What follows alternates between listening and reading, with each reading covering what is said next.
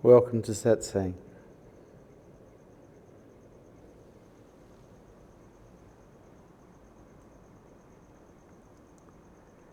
Yes. Can the mind create our reality? Pretty much nothing else can.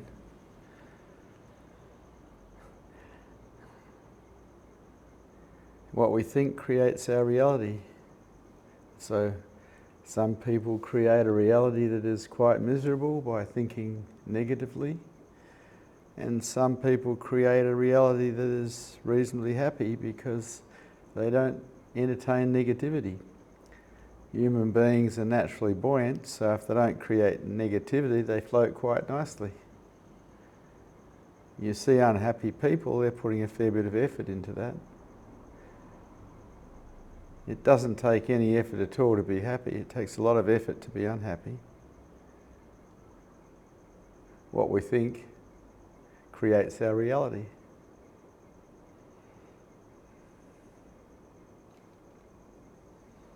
And what kind of mind or what kind of thinking creates happiness?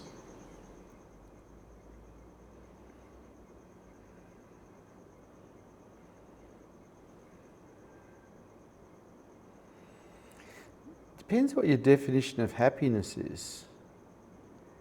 I have a couple of understandings of happiness. One is a happiness that's brought about by experiencing unconditional love and being in service to others, which brings you in contact with that unconditional love. And I call that manageable happiness. But you still have to do something to get it. And then there's another type of happiness that happens when you're enlightened. The mind rests in beingness, profoundly content for no reason. And that is actually my definition of happiness. Profound contentment for no reason. People get happy when they get something for a few seconds. But it's the strangest thing. Everyone wants to be happy and everyone wants love, yet they're the two things that we never got taught at school. We never got taught how to be happy, and we never got taught how to find love. The two things that everyone wants, which makes me think that the education system is quite inadequate. Happiness is so fleeting out here in the material world because the mind is a desiring machine. It's constantly wanting something to be different. The moment it does that, it moves to discontentment. Discontentment can't be called happiness. And so you examine your own mind and see how long can you stay happy before a desire comes in for something else to be different than how it is? How long before discontentment comes in? Anything else?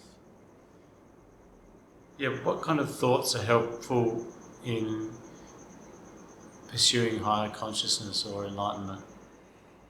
No kind of thought is helpful in pursuing higher consciousness. Higher consciousness is best achieved by witnessing the mind, and the best type of mind is no mind. A mind that doesn't talk to itself, a mind that remains silent.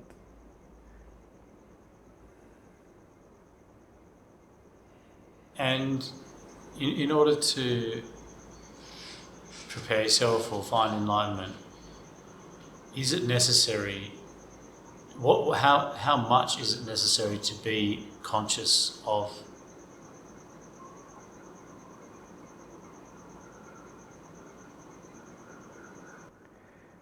Your own mind has just disappeared. You're having trouble finding the words. This is what happens in this beingness field. People lose their minds. This is what happened to me when I met Bhagwan Sri Rajneesh. My mind disappeared. Made me realise that there was two types of people on the planet. those that are awake and those that are not. I thought we were all the same up until then. I was quite amazed that a human being could blow my mind without even opening his mouth.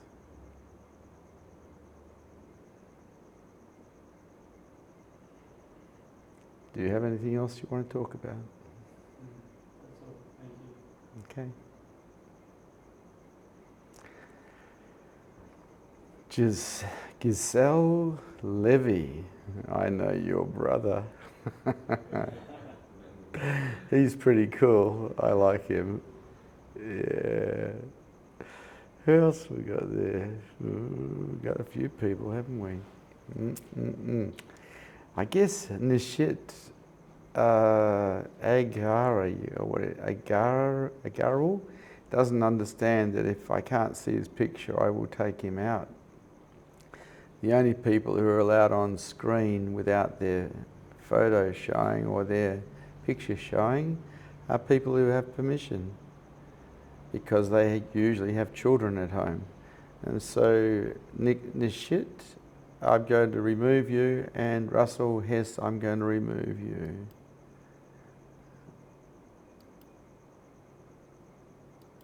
Yep. Nishit, Azira, you've come on, that's nice. You're lucky, you nearly went. Okay.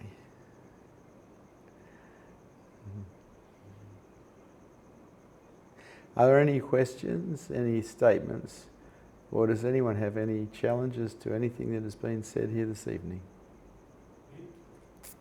Yep. From what I've witnessed of my mind, I reckon I have like high functioning autism, and I guess what would go along with it is like oppositional defiance disorder through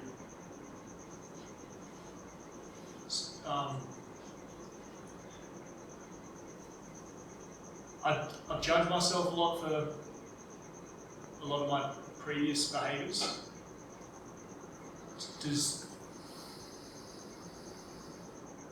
knowing like what potential conditions I have helpful in any way? What I find helpful is when you accept everything you can about yourself. Total acceptance of yourself exactly as you are. That's helpful, because in that your mind can rest. When we're not in acceptance of our minds, how they are, we are in a state of tension. And that's the wrong place to be if you're into higher consciousness. And so apply acceptance to everything that you see about yourself. Make it okay. Relax into it. It's okay. It's how we ultimately learn surrender, through the practice of acceptance and let go. But only through the practice. It's up to you. What do you practice? If you practice defiance, oppositional defiance, well, all you'll do is create suffering for yourself. If you practice acceptance of what is, you'll find peace. You'll relax your mind. Anything else? I think I recall you said that you found out you had undiagnosed ADHD at age 26. How did that help you? Or did it help you? All it did was it showed me why I was the way I was. I'd moved into business, and I moved into publishing, and I had so many magazines happening at once, so many people to take care of all the time, that I had the ADHD working well for me, moving from one thing to the next thing. And as a meditator, it started to dissipate anyway. It's probably still there, but it's not noticeable because my mind is silent. My interest was more in being present to reality than it was to being inside my own mind. This is meditation, to be present to what is real. As far as I'm concerned, it's the cure-all of everything. Get present to reality. Get out of your head and put your awareness on what is real. Everything's real except what you think. It's up to you. Anything more?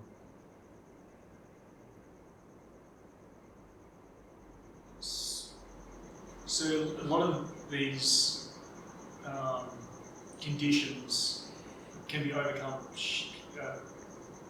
with meditations.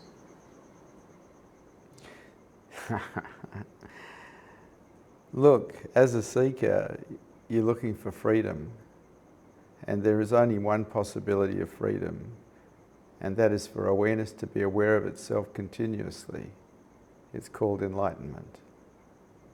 There is no real freedom inside the mind.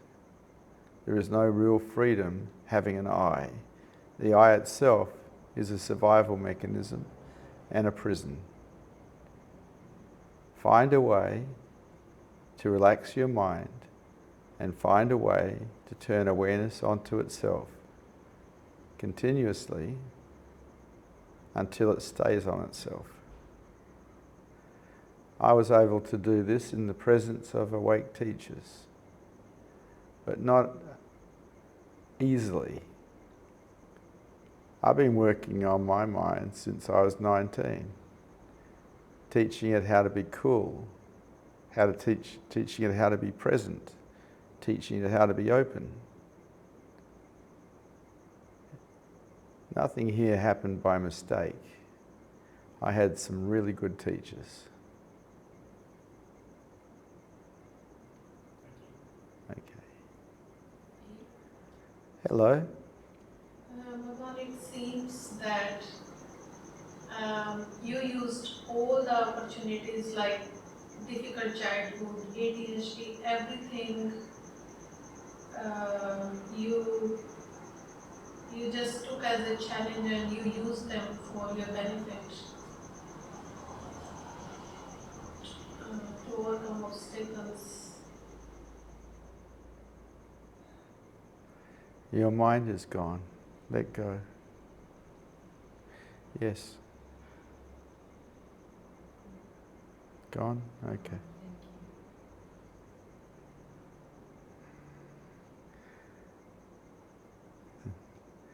Hello, Maria.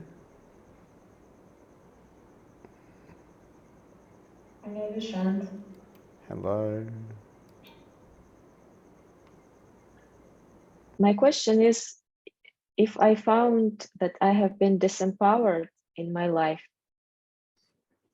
do I need to get my power back in order to grow in higher consciousness? And how do I do that?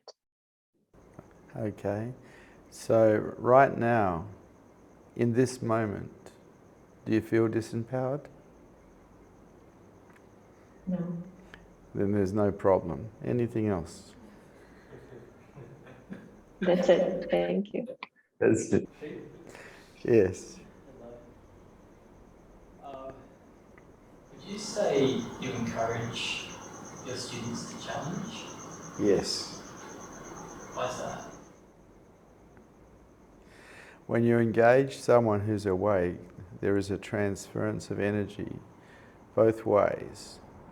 From the awake person, you are copying beingness. From the person who's asking the question, the awake person is copying all their density. It's not a bad deal, because beingness expands your mind and gives you the chance of waking up. At the same time, you're being cleared of density that's been caught inside of you for who knows how long. It's a good deal. With my own teachers, I was always the one in the room with my hand up, asking the questions. I got the most attention. because I could feel the transference of energy and I knew what it meant. Anything else? Well, I can feel the transference.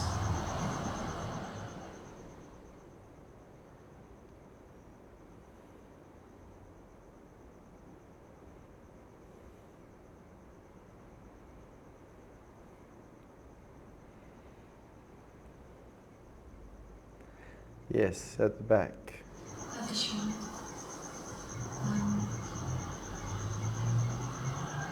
what if there's just silence? Sorry, louder. What if there's just silence? What if what? What if there is only just silence? That's all there actually is. And everything appears in that. Everything is sky. And in the sky, everything appears.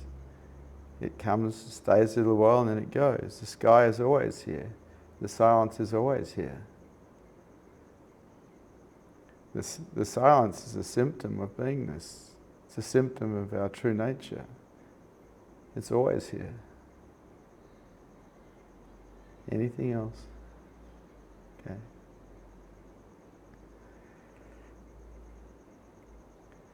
Hello, Rajesh.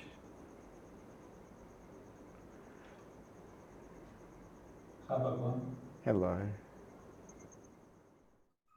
When would you consider a moment wasted?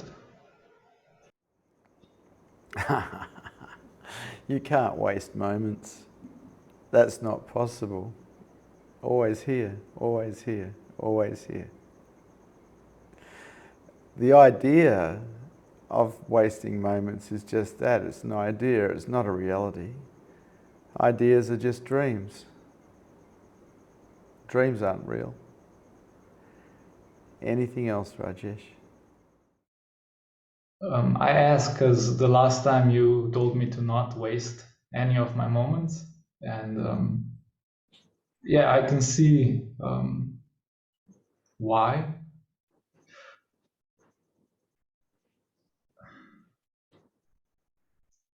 That's it. Thank you. One day I'll say one thing, and another day I might say something different. And when you can surrender to the chaos, you are getting somewhere.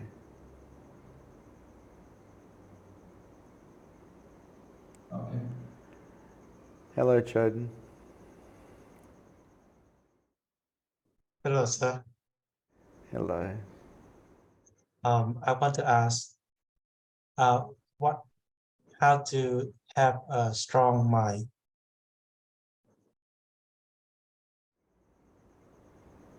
So I'm not sure what you mean by a strong mind. Do you mean a mind that is disciplined? Yes, to do what I told it to do. The only way to develop a strong mind is through practice. The same as the only way to get good at a sport is through practice. What do you practice?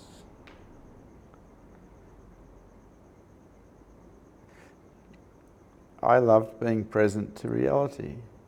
So I started practicing being present to reality from quite a young age because I just loved it. I loved the present moment. I wasn't interested in dreaming. And what's more, it wasn't safe for me to be a dreamer because as a kid I was in a dangerous environment. I needed to know what was happening around me. So I loved being present to reality. But when you practice anything, you get good at it. And practicing being aware of reality is a discipline that strengthens the mind. What do you practice, Chod? I really need to do more meditation practice. Practice, yes. Well, it's up to you. No one's going to do it for you. Okay, sir. Okay. Thank you. Thank you, Choden. Abai. Hi, Bhagwan. Hello. Bhagwan, you give me a lot of your energy, and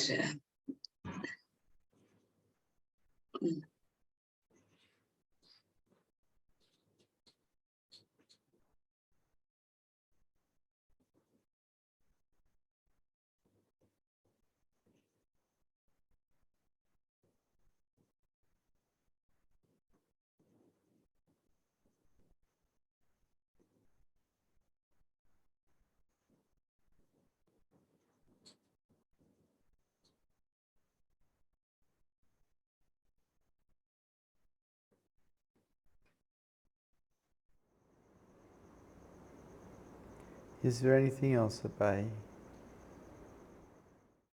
that's all, Bhagwan. Thank you very much. Thank you, Abhay. Prem Addy, hello. Hello, Vishrant. Just wanted to say hi. Hi. Have you had a haircut today? Yes, yes. Ah. It's nice to see you, Addy. Yeah. You've been showing me how deeply my conditioning is from how I was raised. Yes. So how to avoid it in your children? How did you minimize it in your children when you were raising your kids?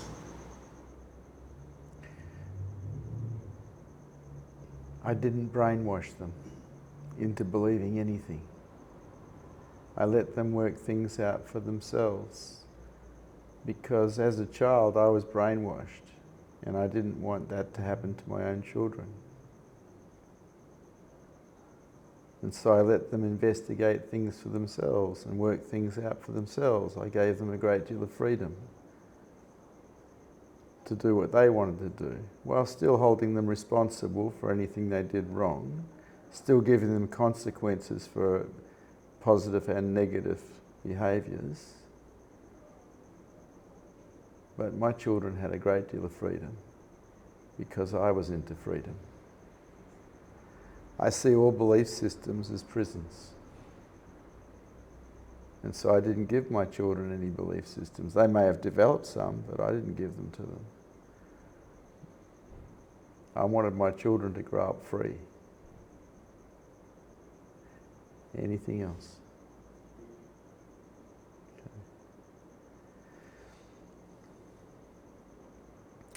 Mahan, hello. Hello, Vishrant. Hello. There's some questions from online viewers. Alexis asks, how do I quit my vaping habit? Did he just ask me how to quit his vaping habit? Oh, right. Okay, so the answer to that is really, really, really simple. It's not complex. Stop it. Anything else?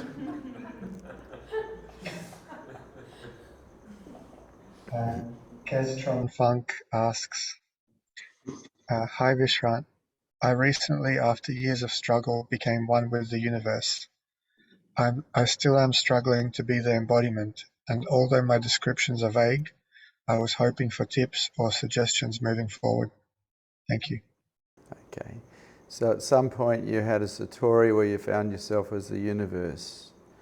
All struggling takes you further away from awareness being aware of itself or beingness being aware of itself. Stop struggling. Give up. Surrender unconditionally. Give your life to God. Anything else, Mahan?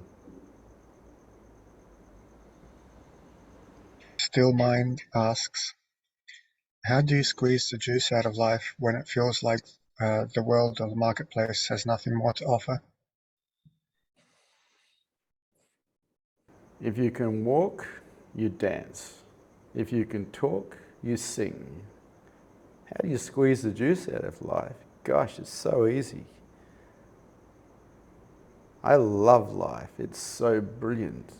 To be able to walk this machine, this body, to be able to dance this machine, to be able to sing a song, to be able to tell a joke, to be able to say hello to a stranger, to be able to smile at another one. What a celebration it is to be alive. Anything else, Mahan? And Andre asks, Vishrant, one of the things I love most in this life is hearing stories of enlightenment.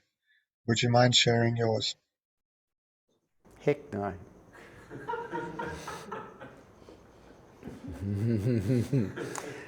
There's something like 950 videos up. I'm sure in one of them I must have mentioned something about it. Anything else, Mahan? So, thank you. Okay, thank you, Mahan. Giselle, hello.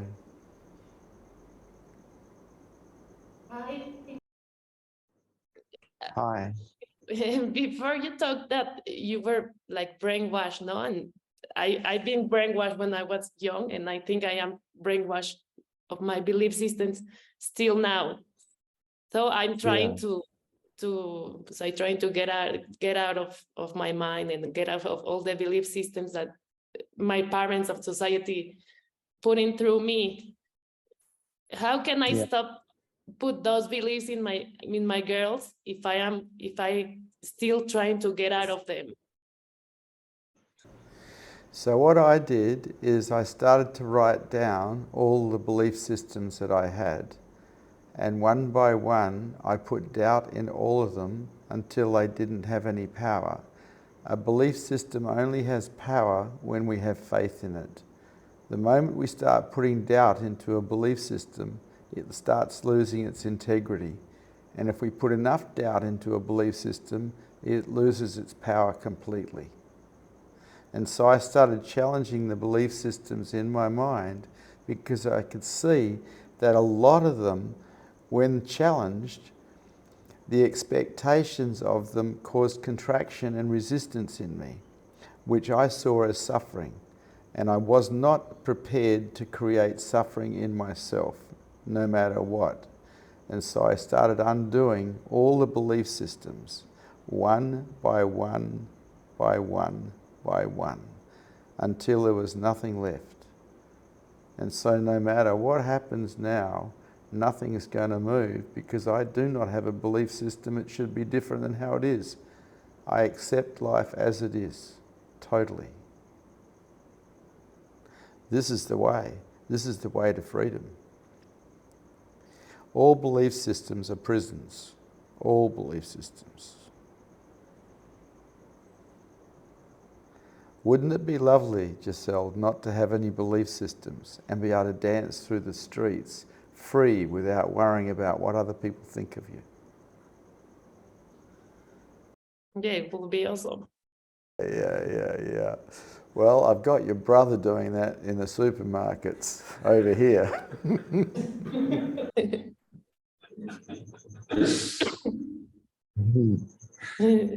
Okay, thank you. Nice to talk to you. You too. Yes. Did you never care about your image or reputation? I did, and then I worked out that that was an obstacle, so I destroyed it.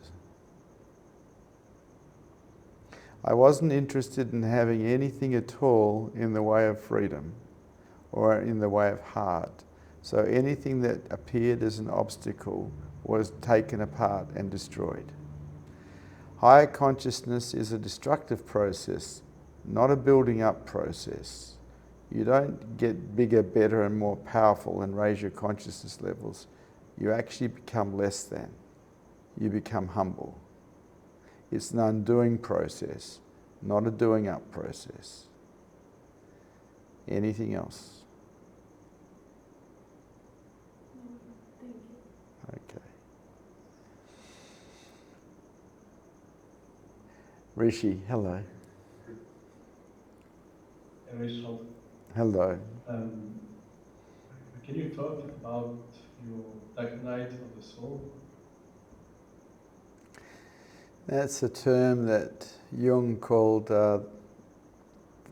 the trouble people go through after they start purging all the stuff that they've collected over a lifetime. And yeah, I went through a lot of that because I'd collected a lot over my lifetime. I'd repressed a lot of emotions, a lot of sadness, a lot of anger. And it was all in there, and it all came out slowly but surely because I became willing to feel it. And when we become willing to feel our wounding, we can start to heal it. But not really until we become willing to feel it. And so are you willing to feel what is inside of you, Rishi?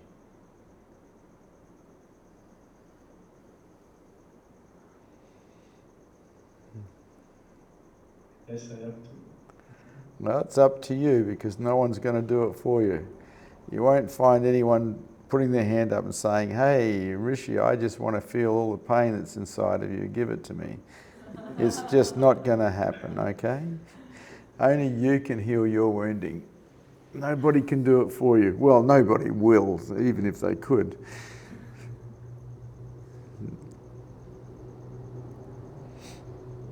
And did it continue after enlightenment for a bit?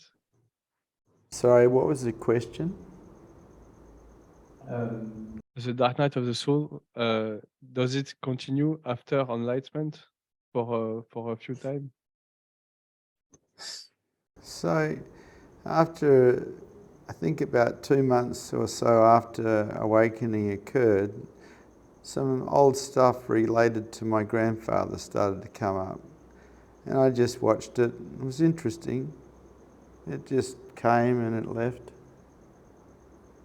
But there hasn't been anything since. Nothing's come up in the last 23 years. But you never know. You know, there might be something buried in a toenail. I don't know. And I really, really don't care. Because everything, no matter what, is okay.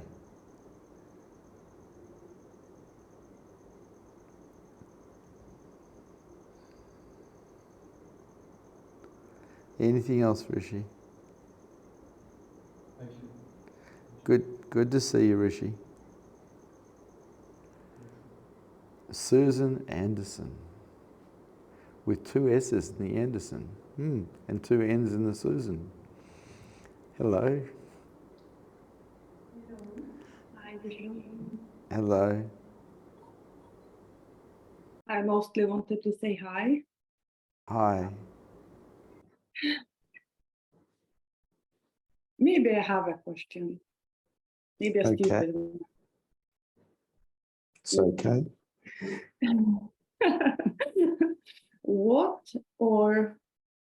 is it that wakes up in the lucid dream? It's still a dream. But what is it that wakes up in a lucid dream? Is that what you asked me? yeah, I'm a bit curious about it. Well, you just become aware you're dreaming. But there is still dreaming. Well, the dream is still happening, but now you're aware of it and there's some detachment from it because you're aware of it and you're detached. You're witnessing it. And this is the beauty of witnessing the mind. You get to be detached from the mind. And so in developing a silent witness that simply watches the mind without judgment, you develop detachment from the mind, which allows you not to get caught in it. It allows you to remain cool. Witnessing the mind's brilliant, but most human adults don't witness the mind. They get caught in the story of the mind, the dramas of the mind, and they suffer accordingly. In witnessing the mind, you don't get caught in it and you get to see how it's operating, which means you can see the obstacles that are in the way of heart, the obstacles that are in the way of truth, and start to undo them, start to remove them. Witnessing the mind is brilliant.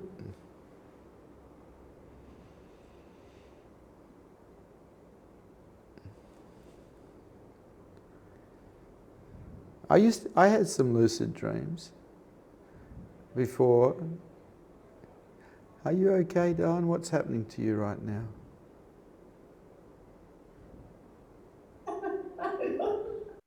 I don't know. The heart is beating fast, and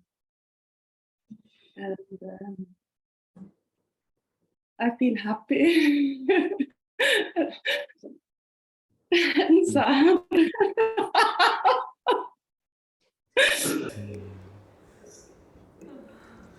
And so, so when you finish laughing, are you going to cry as well? Or?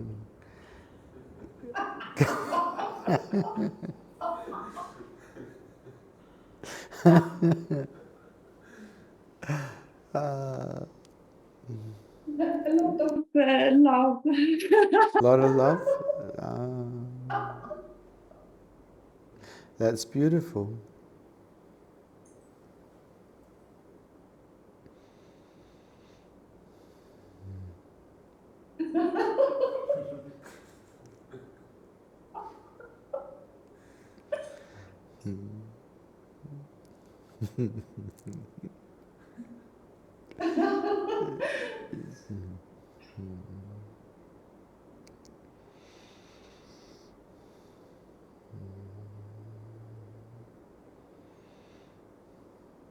You must be a sensitive. Yeah. Empath. I'm also an empath, a sensitive. I feel everything. I feel everybody. I've been like that since I've been a little boy. Yeah, me too. Were you a little boy as well? Sometime, but not this life. So, but since I was a little Girl, yeah, right. Yeah, because you're very sensitive to the energy. Yeah. When I was in the presence of my teachers, I learned how to die into the energy field, and eventually I found myself as beingness.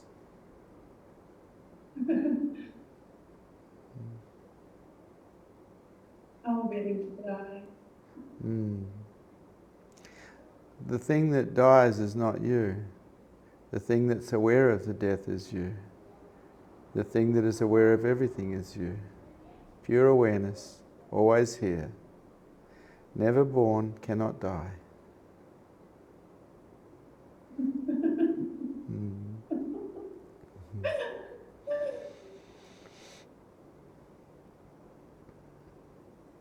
Thank you. Nice to see you, Susan. Yeah. Nice to see you. Hello, Mahan. Hello, Vishrant. Hello. There's some more questions from online viewers. Yeah. Narasimha asks, here is happening addictional behavior accompanied by guilt and self-hatred. Can you help with that? Yeah, I can. Well, I can try. I can't really help because the only person that can help you is you. Because you're the only person that can actually give up whatever you're doing, and you're the only person who can stop the guilt. Nobody can do it for you.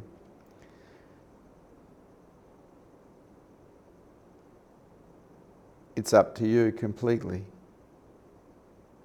When you get so sick of your addiction because of what it's cost you, you might be willing to give it up. It would be best if you gave it up before that happened, though. I'm sure that if you're running guilt on yourself, you've already been involved in things that are quite unsavory.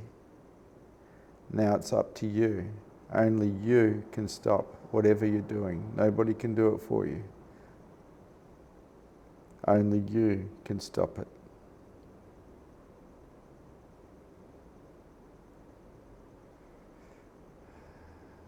Anything else, Mahan? And Naveen Rao says, it's a blessing to listen to you. It gives me the same vibes as I listen to Osho. Yeah, it's the same energy field, same Buddha field. There is not two types of Buddha field, there's only one. No matter which ocean you go to, it'll taste salty. All Buddha fields are the same. Osho is my spiritual father and my spiritual mentor. He was my master. Same energy field. I'm one of the flowers in his garden that woke up.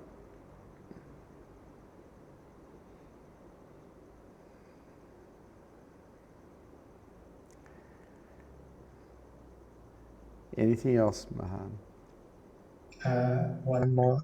Dana asks, I'm also sensitive. What to do? Is it an obstacle? It can be if you let it be an obstacle. I used it because I was so sensitive to energy, I learnt to read what it meant. And so I learnt to read people's energy, and it told me what they were doing and what they were up to, what they were thinking, how they felt. And it gave me an extra set of eyes, which I then used in business, gave me an advantage. Then I used it when I worked as a naturopath and psychotherapist to diagnose people. And so I used it to help people. But being sensitive to energy doesn't enable you the ability to read it. It's like a language, like French. If you haven't studied French, you can hear it, but you won't understand it. You actually have to learn the language of energy, what the different energies mean, before you can actually understand it. And it's up to you. I used to ask people what they were feeling and then match it up with what I was feeling from them. So after a while I got a lot of matches. It started to teach me what I was feeling and what it meant. And as I became more sensitive, I could feel the different movements in people's minds and what they meant as well. To be a sensitive, you have to be wide open. You can't be closed. If you're closed, you won't be able to feel. But the beauty of being open is it allows you to perceive love, because love is perceived in openness. And so it is a way to higher consciousness, being open and the practice of openness. Unfortunately, there is a downside to being a sensitive. You get to feel everyone's pain.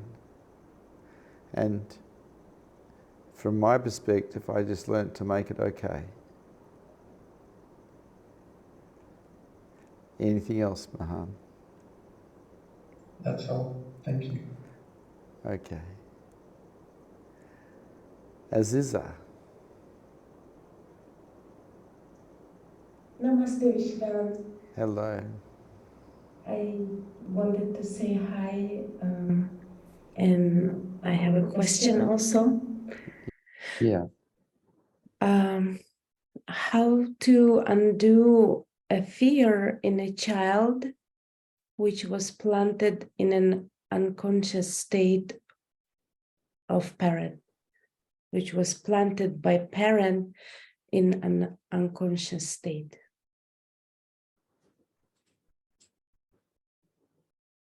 This goes into the world of psychotherapy, and I don't really want to go into it. See, I worked as a psychotherapist for about 10 years and then continued that work for another 20 years. So I've been at it for 35 years now. And unless a person's in front of me and I'm talking to them and I'm feeling them and they're telling me their story, I'm not going to say anything about someone else that I've never met and I haven't diagnosed. That would be really, really negligent of me. See, part of helping people with psychology is a duty of care, taking care of whoever's in front of you. Diagnosing people who aren't even present, that's not cool. Anything else? Can parents do something about it if the child is still small? Well, go and see a psychologist or a counsellor and see what they have to say. It's what I used to do.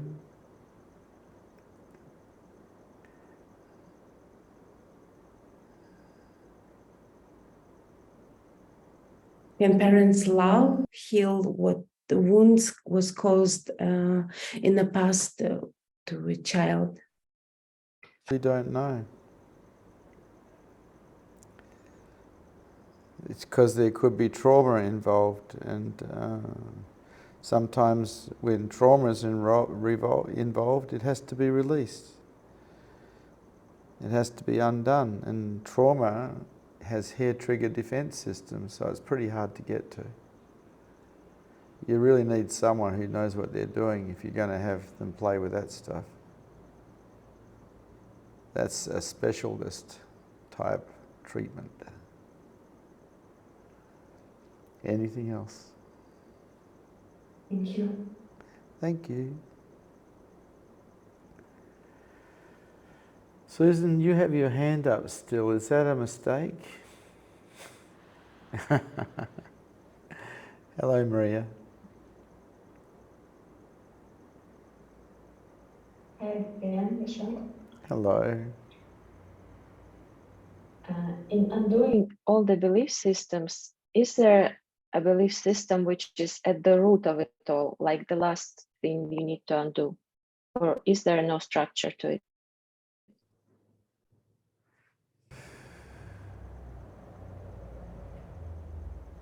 There's a strong belief system in human beings that they are the body and they are the mind.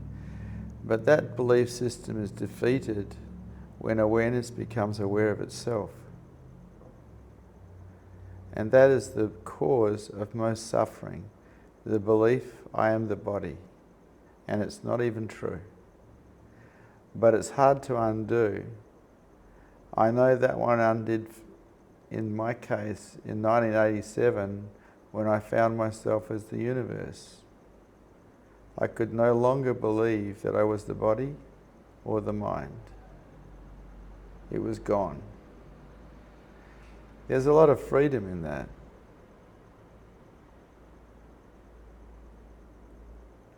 Anything else? Yes, the reason I ask this is that sometimes I see what is bothering me, like some belief systems or victim-orientated thinking, and I undo that, release, and then I want to enter like the state of love, like release myself as an I, and it doesn't happen, and I don't see what is still there, like what am I attached or holding. So is it that I just don't see what it is, or I cannot actually consciously like let go of the self? I don't think the I can get rid of itself, actually. I don't think that's a possibility. The I stays around until enlightenment, and then it disappears. It drops. It's like a death. And from then on, there's no fear, and there's no sense of a somebody being present. That's all gone as well. But that happens because of enlightenment, not because of anything else. The ego has the amazing ability to resurrect itself over and over and over again.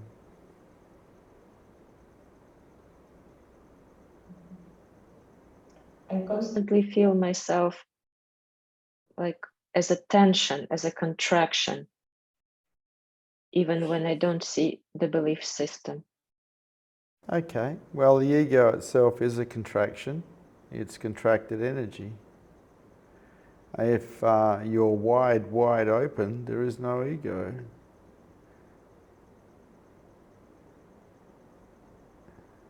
But if you're experiencing yourself as a contraction, more than likely there's something inside of you that is in resistance to life.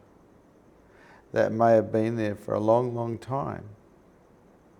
And the process I approached this sort of thing with was to witness the mind, to just keep watching it without judgment, just keep watching it to see what it was up to. And when I found anything inside that was supporting contraction, I would undo the belief system that was attached to it, or I'd just breathe out and let everything go.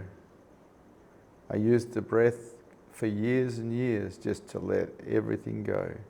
The outward breath, you can die on it. Until my mind and my body was totally relaxed. And I called that zero. So I played this game with myself called zero. Zero was that completely relaxed state, and anything above zero was a problem. My aim was to always be at zero. So anything that took me above zero was challenged and undone. And on the outward breath, I'd breathe out and die. Anything else, Maria? Thank you so much.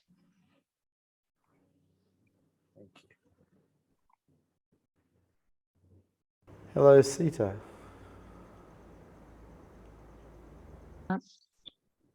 Hello. Hi. As a parent, I find it hard to be there and devoted to my children when I also, seek to be free. And I find it hard to balance that sometimes. So I'm wondering if balance is possible here.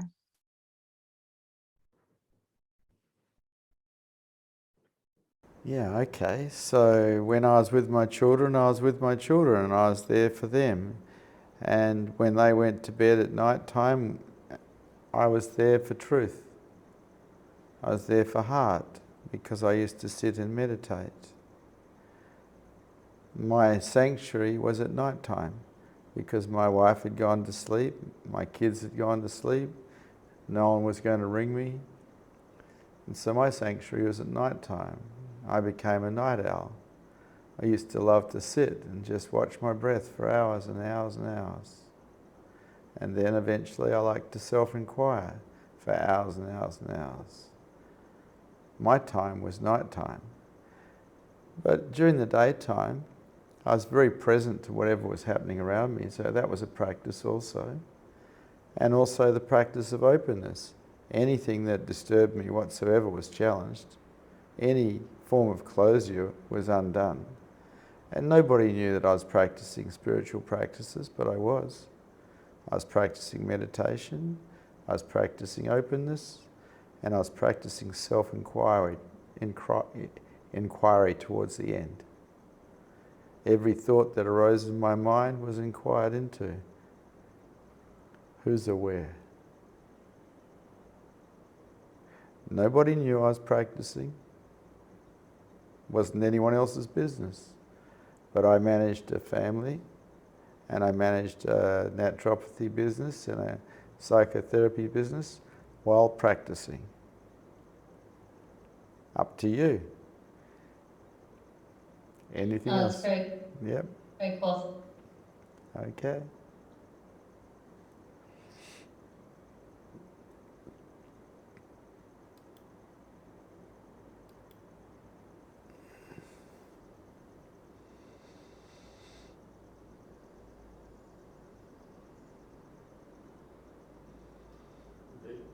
Hello.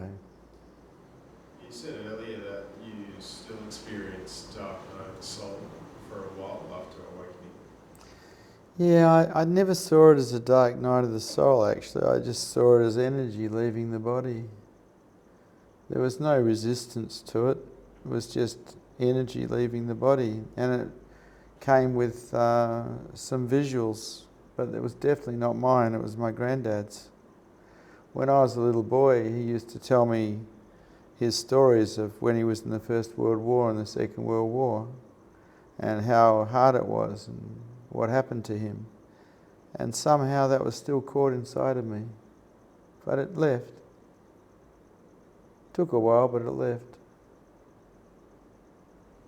Do you know why you were able to wake up without having cleared all of that?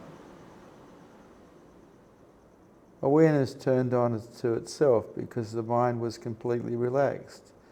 It wasn't even aware that there was stuff still inside. My mind has been relaxed for so long it's not funny. It doesn't get disturbed in the way that a lot of people get disturbed. It's equanimous. If you attack me, my mind won't move. If I attack you, my mind won't move. It stays cool. Because I've been into cool since I've been a teenager. What do you practice? Yeah, still practice discontentment. It's not a good thing to practice. You might get good at it. Whatever we practice, we get good at. I went into business at a very young age, and in business, if you're not cool, you fail. You lose the respect of your staff. Cool works. What works best is cool, calm, and deadly. And for that, you need to have detachment from your own mind, which is afforded by witnessing your mind instead of being caught in it. Anything else? Okay. Yes, nothing? Okay.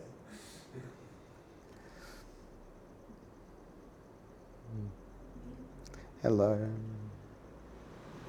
Thank you, Bhavan, for showing me the way of heart, because I have been a very selfish person, and I would have died like that if I had not met you.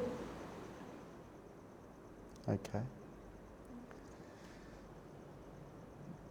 Somewhere you should thank yourself, because you're the one that brought yourself here to hear this and to learn this. Where's your gratitude to yourself for bringing you? Without your input, you wouldn't be here. I'm just repeating what's been said for thousands of years. There's nothing new here. You just found yourself at the right place at the right time, but you brought yourself here. Okay? Okay.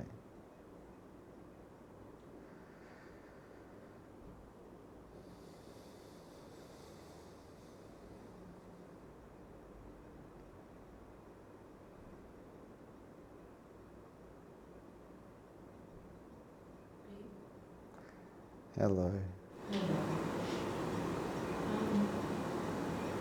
What are the qualities of a good seeker?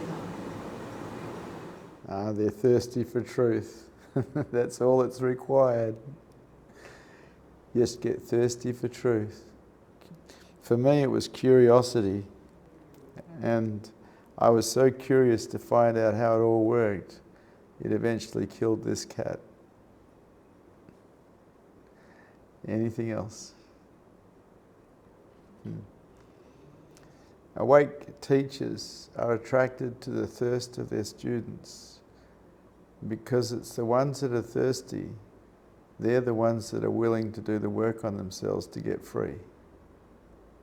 And so awake teachers give their energy to those who are willing, those who are thirsty, because they have the best chance. Yeah. Yeah, I noticed the thirst is increasing. I remember hearing one teacher talk about her job, it was Gangaji. She said, my job is to point to the truth and fire up your thirst for it. And I tend to agree with her.